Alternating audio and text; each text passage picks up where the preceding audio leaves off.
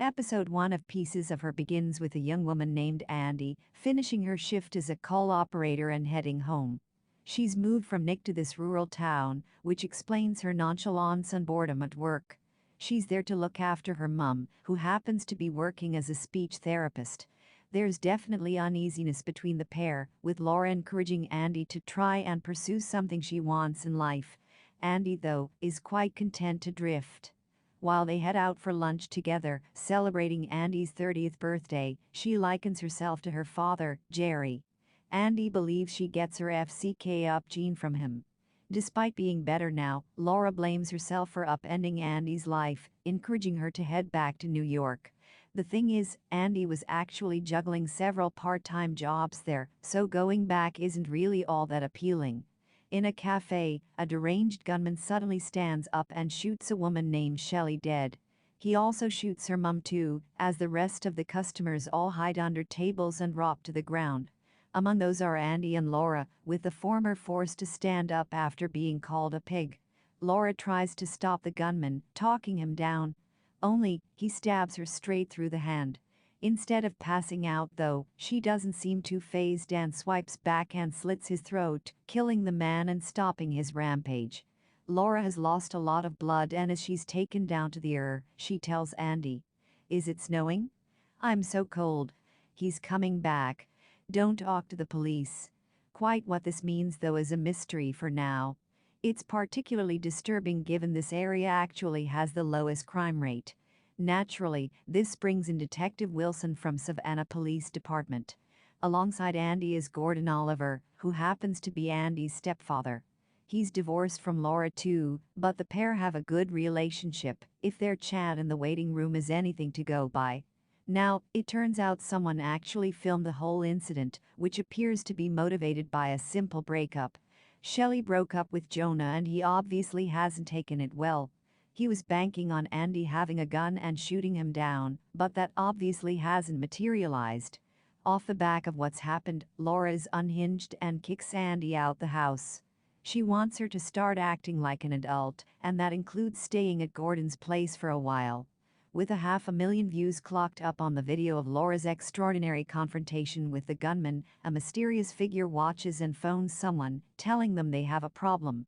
There's something big going on here, but what? I'm sure we'll find out soon. With the rain pouring down, Andy collects up her stuff and heads out.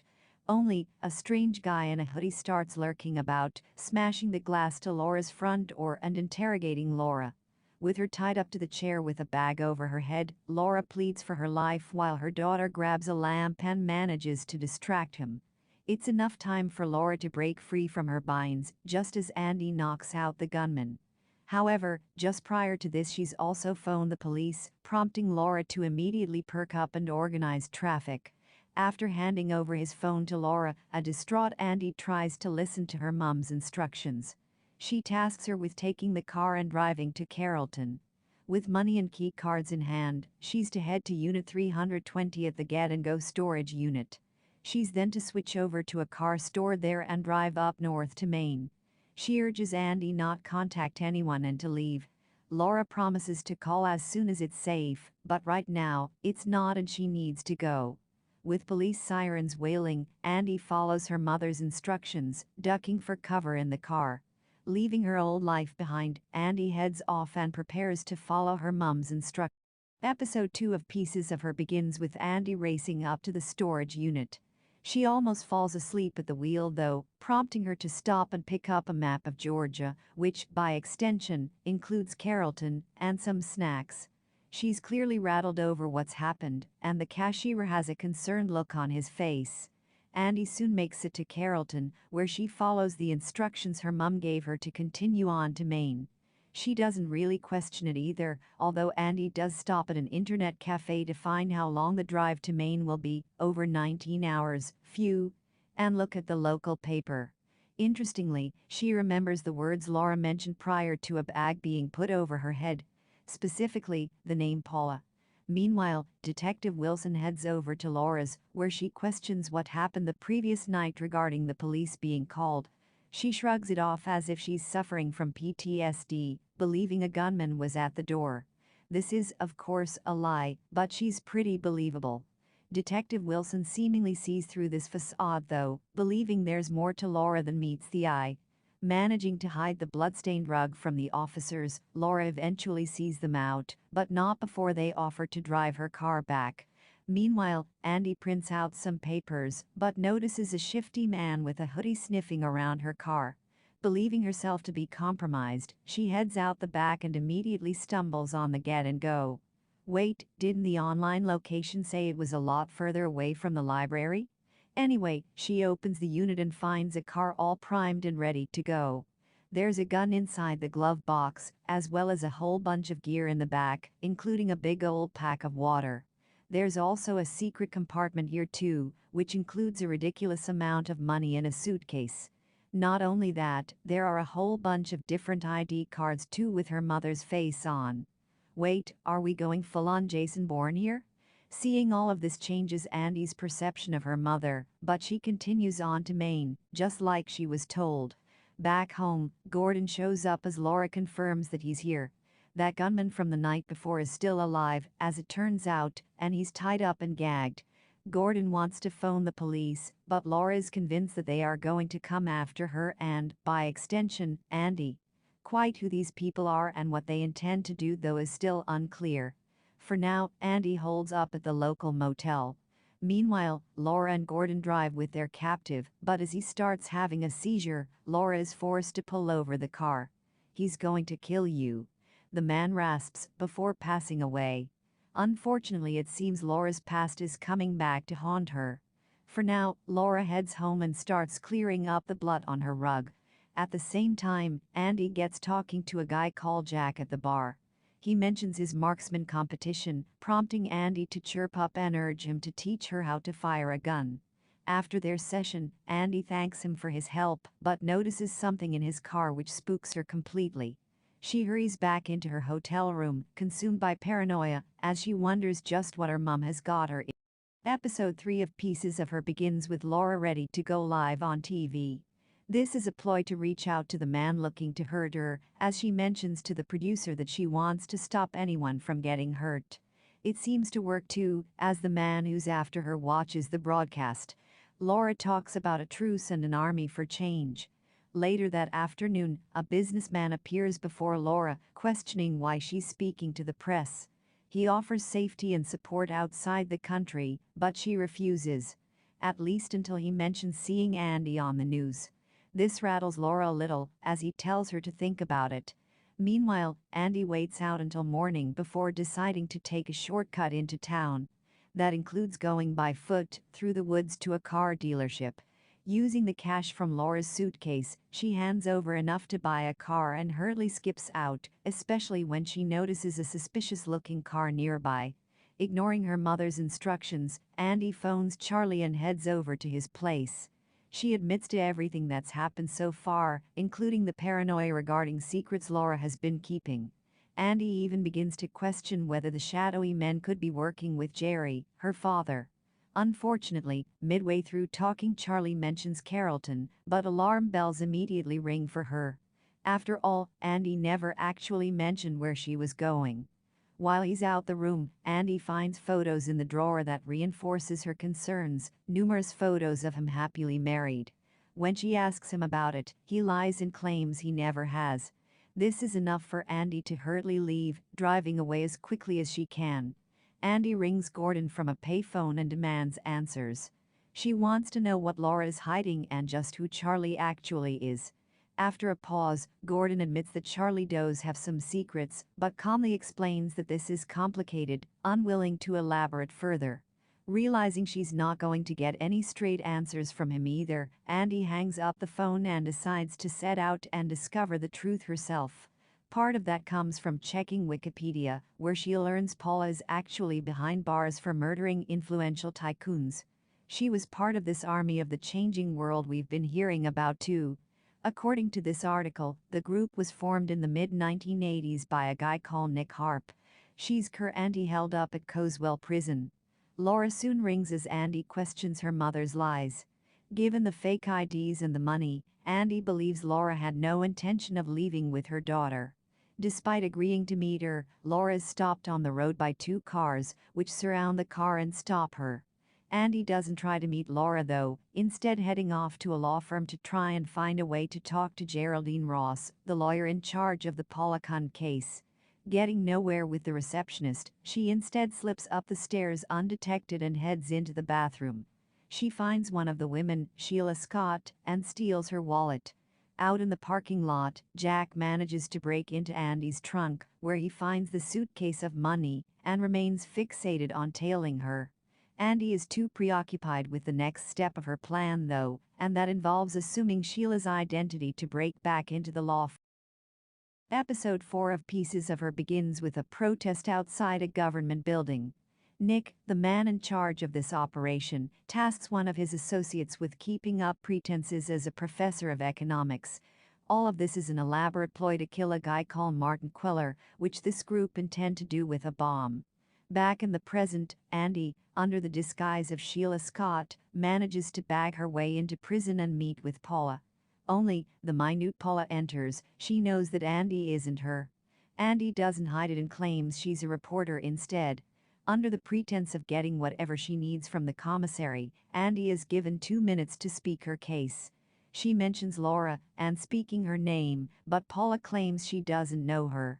However, when she sees the old photo of her mum from the past, this gets her riled up. Paula mentions Jane and how she's checking up on her. This is, of course, Laura's alias that we heard from the last episode. Anyway, Paula is outraged and eventually taken away. Given Paula mentioned the name Queller, it gives Andy her next point of contact. Specifically, she finds Jasper Queller and begins searching through his book for clues. Interestingly, there are passages in there regarding Jane vanishing after the death of her father. There's also mention of someone called Andrew suddenly dying and Jasper being the last Queller left standing. Photos reinforce what you may be thinking, showing young Laura presumably part of the Queller family in the past. However, Andy is followed by Jack, leading to her outsmarting him down an alleyway and managing to hold a gun up to him. She wants answers, and after taking his gun, learns that he's a cop. Specifically, he's a U.S. Marshal known as Michael Vargas. And he also works in witness protection. As they sit at a diner, Andy questions Michael's story, while still holding a gun up to him. The thing is, not one person bats an eyelid to him being at gunpoint, regardless of how well hidden it is under the table and to his back. Anyway, Michael admits she's been in witness protection her whole life. Andy tries to bargain with him, wanting to get into Jasper Queller's fundraiser. He mentions someone working in security who could help get her through the front door. For now, Andy and Michael are forced to share a room. Both of them are pretty cagey, with Andy refusing to open up. In the middle of the night, Michael phones his contact, revealing that Andy is still asleep and asking what to do. When he returns, a strange guy shows up and begins choking Andy out. Michael saves her though, thwarting the guy's threat, as Andy then kisses Michael. Okay them. With a threat to her life, Charlie sits down with Laura and reveals the grim truth. The threat level is too high, and she's going to have to relocate again. Laura is incredulous to this as Charlie brings up Nick's threat. The U.S. Attorney's Office believe he's still around, but Laura is convinced he's long gone. After all, she'd be dead if he was still there, right? However, the officers hand over a list of different suspects, those who have entered the country recently. Among those pictures, she mentions one that could well be Nick. Laura shrugs it off and decides to leave the witness protection program instead. Flashbacks reveal more about what's going on, and specifically how Laura, Jane, managed to organize a meet with Nick, who didn't fit in with the other graduates at university. She was immediately drawn to him. When we jump back to the present, Laura signs her forms and releases herself from witness protection. She also receives her old ID card, reassuming the identity of Jane. At Queller's conference, Andy shows up wanting to talk. In private, Andy learns that she's been named after Andrew Queller. While the two have a touching reunion, Michael notices one of the thugs from earlier breaking in backstage and immediately follows him. Unfortunately, he loses Michael's tail and worse, Andy's taken away with Queller, her phone still on the sofa. Andy is taken out the front and into the car with Queller, whom she just willingly. Episode 5 of Pieces of Her begins with Andy waking up in Queller's place. In the morning she meets Jasper, who talks about Laura. She was apparently something of a perfectionist and also pretty private too. Now, Paula was actually part of this Amy of the changing world and an acolyte of Nick Harp. Andrew met Nick at Stanford, and they had plans to change the world. At least until Andrew was killed anyway. Andy is encouraged to stick around, where she watches more footage of the Queller conference involving Martin, courtesy of some home videos she finds. Within this footage, the professor brandished a gun, killed Martin and then shot herself in the head. Martin was a pretty overbearing father too, keeping tabs on Laura's mistakes while playing the piano. He also shows disdain over both his kids, although the shadow of Andrew's death hangs heavy over them all. Laura, Jane, is instantly drawn to Nick through all of this, who claims they've both been raised by wolves. Jane has an extraordinary gift for music, typified by more old tapes she finds at Queller's of her mother's piano playing. When Laura rings Andy's phone, she realizes her daughter is with Queller, and her heart immediately sinks. At the same time, Michael learns that Andy and Laura are out of the witness protection program. Just before he fills out his statements, he has a change of heart. He takes the suitcase, deletes his online forms and leaves. As it turns out, Gordon was the one who phoned the U.S. Marshal and had them tail Andy, worried about her well-being. Laura asks him for a favor, which includes drawing up a will in her original name, given Laura is just her alias. Her real name is Jane, and after leaving a file confirming everything for him, Laura exits the bar. After looking through the tapes, Andy phones Michael and asks for help. They agree to meet on Pier 28, where they agree to liaise and exchange details about Nick Harp. And in a move that absolutely no one is going to be surprised about, Jasper happens to be lying. He feigns ignorance, claiming that he doesn't know Nick, despite him and Jane being an item for a while. Not only that though, Nick actually recruited Laura to be part of his army of the changing world. Jasper has been keeping tabs on Andy since she arrived too, listening into her conversations and working out what she's hiding. Andy grabs her gear and skips out, hurrying to the pier to meet Michael. The security guards watch her go but decide to let her, given they know where she's heading. At the pier, Andy admits she thinks Nick is actually her father. No only that, Michael believes that Jasper is responsible for sending the men that were after her. However, a runner passes as they're talking and bumps into Michael. It seems like she injected him with something, as he passes out on the floor. Just before he loses consciousness, he tells Andy to go. Episode 6 of Pieces of Her starts in the past, with Jane sifting through Martin's things, looking into Quelker's blood-stained history. Martin reminds Jane that she belongs to him and warns her not to get involved with Nick. In the present, Laura, Jane, meets Jasper. She wants to know where Andy is, but instead he challenges her parenting. Specifically how many secrets she's been keeping from Andy, including her piano playing. Laura threatens to make a phone call and upend his career, but Jasper sees through this bluff. However, he does mention that Andy was asking about Nick, suggesting that this could be a good place to start looking for her.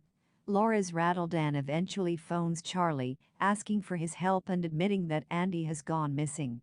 Now, Andy actually happens to be in Michael's hotel room, where she finds the newspaper excerpt about the Maplecroft kidnapping.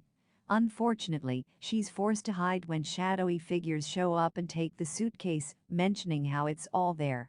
Andy decides to follow them, scrambling down the stairs and determined to find out who these people are working for. When they stop at a food mart, Andy drops a pin under their tire, making sure they'll get a flat further on down the road. For now, she keeps a distance and continues to follow. When police show up to help, Andy seizes her opportunity and sneaks into the trunk, hiding under a blanket. Laura's hot on their trail though, finding the hotel room and everything inside gone. When she rings Charlie to let him know, he reveals that Michael hasn't filled out his statements and he didn't show for his flight to Atlanta either. Later on in the episode, Charlie also feeds back that Michael has been taken to hospital with what seems to be a stroke. During more flashbacks this episode, Jane gets closer to Nick and the army of the changing world. They have Maplecroft held captive at an abandoned train yard, but when officers show up, everything goes awry. Maplecroft seizes her opportunity and stabs Nick through the hand. Without thinking twice, he slashes at her neck and lets her bleed out. This explains Laura being able to do the same move at the diner, and why these people are seemingly after her. Meanwhile, Andy leaves the trunk and hides the suitcase under the car. Those inside the car are all killed by another shadowy guy, who rings his contact and confirms that the mess has been cleaned up. With the suitcase in hand, Andy eventually reunites with her mother. Charlie gave her number and that's how she managed to find her. Together, Andy reiterates everything we've learned so far, just in case we didn't get the message from all those flashbacks. Among those details, though, we learn that there was no Jerry Randall, and Andy's real father is actually Nick. Laura warns that Nick is still out there, and Andy needs to leave and hide. Andy refuses, telling her they're in this together. So in order to try and solve this, Laura agrees to head to the nearest police station and get the FBI involved. If only there was some sort of program to keep victims safe, potentially something that could help them change identities with law enforcement watching over them. One can dream. Anyway, Andy pays the bill, but when she heads outside, Laura drives off, telling her daughter there's something she needs to do. Episode 7 of Pieces of Her starts in the past with Jane leaving prison and being given her new life. Her birthday is changed and she's given a whole new identity. Jane is encouraged not to act or speak like herself anymore, adopting and embracing this new Laura alias. In the present, Andy meets up with Charlie, giving the location of the shootings by the side of the road. The whole place has been cleared up though, with no evidence that people were even there. Someone is covering their tracks. However, Charlie does confirm that Michael is stable and has been moved to a secure location. Andy thanks him for his help, as Charlie opens up that they'll find Laura no matter what. He also theorizes that she could be in a cabin in the woods up north. This is somewhere that she has ties with in the past. Earlier flashbacks show Jane's faith in the program wavering. When Andrew is shot and starts to lose consciousness, he admits to doing what he believes in. Jane also reveals that she's pregnant to home, as she pleads with Andrew to stay with her. Nick didn't have him killed after all. Jane tries to have him taken to hospital, but Nick refuses to allow it. After escaping the train yard and with Maplecroft dead, they need to lay low. Unfortunately, Nick beats her when she refuses to listen, forcing Jane into submission. Jane ignores him though, teaming up with Claire and Eli, two other members of the army, to take Andrew to hospital.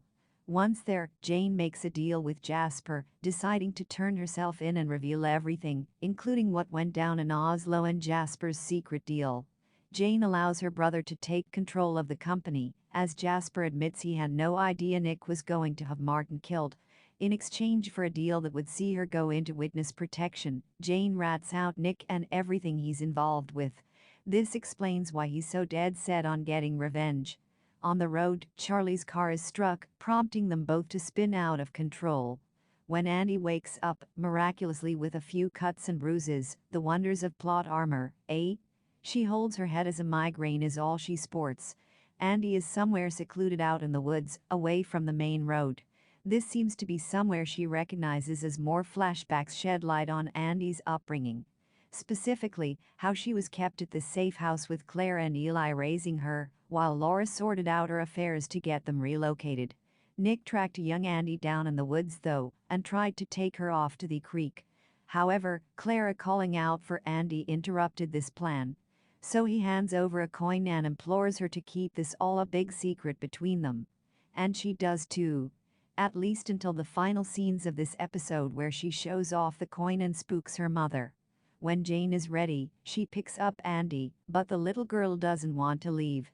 As she runs away, hiding in the outhouse, Jane tries to talk her daughter around. Eventually she agrees to leave. As the episode closes out, we cut back to the present as Andy heads downstairs, where she finds Nick very much alive and lighting the stove. A final showdown between Laura Jane and Nick was always on the cards, so it is only fitting that the finale delivers on this confrontation. Nick entices Laura back to the house in the woods by messaging her a video of Andy asleep in her old bed. Laura speeds over with the suitcase full of cash, in an effort to end the whole sorry affair. Andy never seems in any real danger, but this meeting of the tragic lovers is sure to be engrossing. Pieces of Her Season 1, Episode 8 recap the ending explained. Laura and Nick share a tender moment before they get down to business. Nick swipes the suitcase and they join Andy inside for a little family time. The three-way conversation leads to some much-needed action, as Andy causes a fire and dives for the incriminating tape Nick so desperately desires. This tape exposes both Nick and Jasper and is pure blackmail material for Laura. Nick fires his gun and a tussle ensues.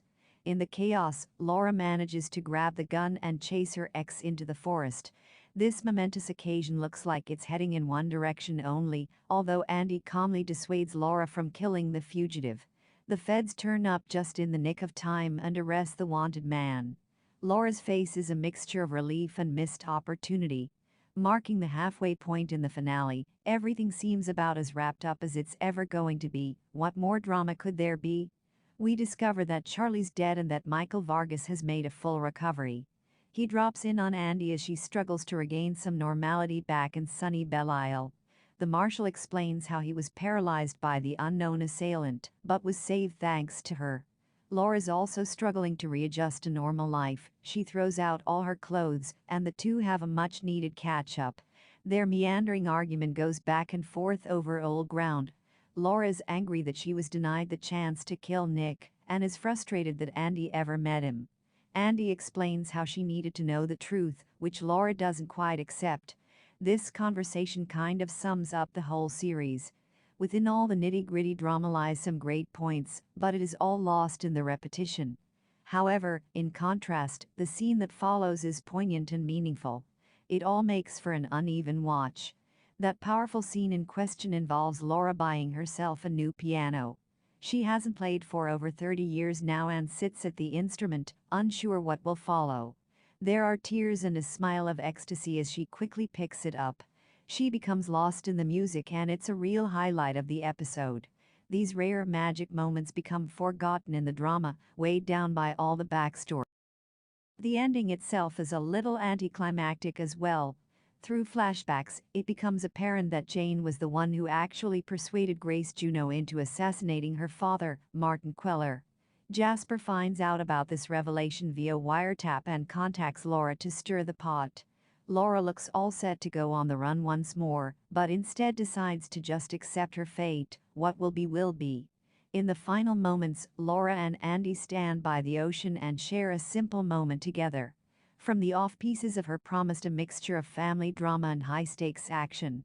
The show attempted to keep up this concoction of genres, although it steered more towards the absurd with its espionage antics. Overall, this is a complex and entertaining outing that offers a different slant on a tired genre, with some incredible performances from its female leads. As with a lot of Netflix originals, this could be a massive hit or just get lost in the ether.